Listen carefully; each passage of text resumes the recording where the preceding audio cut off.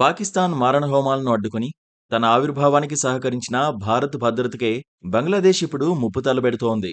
భారత్కు పక్కలో బల్లెంలా మారుతూ పాక్కు నానాటికీ చేరువవుతూ దానిని సంతృప్తిపరిచేందుకు కీలక నిర్ణయం తీసుకుంది. బంగ్లాదేశ్ వీసా కోసం దరఖాస్తు చేసుకునే పాక్ పౌరులు భద్రతాపరమైన నిరభ్యంతర పత్రాన్ని తీసుకోవాలన్న నిబంధనను తీసివేసింది. పాక్లోని కరాచీ నుంచి బంగ్లాలోకి చిట్టగాంగు వరకు సరుకు రవాణా నౌకలను నేరుగా అనుమతించాలని కూడా బంగ్లాదేశ్ నిశ్చయించింది.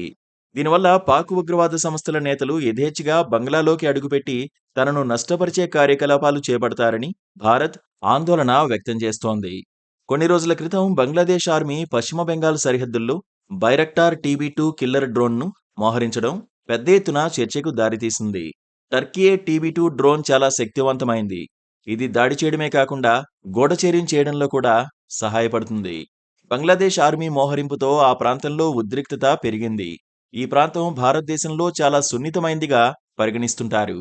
అలాంటి ప్రాంతంలో బంగ్లా కిల్లర్ డ్రోన్స్ మోహరించడం ఇరు దేశాల మధ్య పరిస్థితులు ఉద్రిక్తంగా మారాయి. ఓవైపు చైనా, మరోవైపు పాక్, ఇప్పుడు బంగ్లాదేశ్.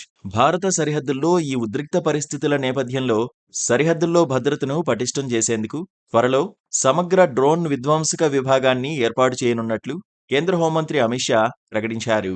రాజస్థాన్లో జోధ్పూర్లోని బీఎస్ఎఫ్ ట్రైనింగ్ క్యాంపులో నిర్వహించిన బీఎస్ఎఫ్ 60వ రైజింగ్ డే కార్యక్రమంలో ఆయన పాల్గొన్నారు. Laser anti drone gun mounted mechanism మంచి ఫలితాలు ఇచ్చిందని, దీనివల్ల పంజాబ్లో పాకిస్తాన్తో సరిహద్దు ప్రాంతంలో శత్రు డ్రోన్ల గుర్తింపు, కాల్చివేతలు 3% నుంచి 55%కి పెరిగాయని అమిత్ షా అన్నారు. రాబోయే రోజుల్లో శత్రువుల నుంచి డ్రోన్ల ముప్పు మరింత పెరగనుందని, దాన్ని ఎదుర్కొనేందుకు బీఎస్ఎఫ్లో సమగ్ర డ్రోన్ విధ్వంసక విభాగాన్ని తీసుకురానున్నట్లు అమిత్ షా వెల్లడించారు. మరోవైపు బంగ్లాదేశ్లో హిందువులపై దాడులు రోజురోజుకు పెరుగుతూనే ఉన్నాయి. దీనిపై సర్వత్రా ఆందోళనలు వ్యక్తమవుతున్నాయి. దీంతో భారత్ కీలక నిర్ణయం తీసుకుంది. ఈ తరహా చర్యలను నియంత్రించేందుకు బంగ్లాదేశ్తో చర్చించాలని భారత్ నిర్ణయించింది. అందులో భాగంగా భారత విదేశాంగ కార్యదర్శి విక్రమ్ మిస్రీ బంగ్లాదేశ్ రాజధాని ఢాకా చేరుకున్నారు. ఢాకా అంతర్జాతీయ విమానాశ్రయంలో విక్రమ్ మిస్రీకి ఆ దేశ అత్యున్నత అధికార యంత్రాంగం ఘనస్వాగతం పలికింది. ఇరు దేశాల విదేశాంగ కార్యదర్శుల నేతృత్వంలోని ప్రతినిధి బృందం ఈ దేశాల మధ్య ఏర్పాటు చేసిన ఫారెన్ ఆఫీస్ కన్సల్టేషన్లో పాల్గొనుంది.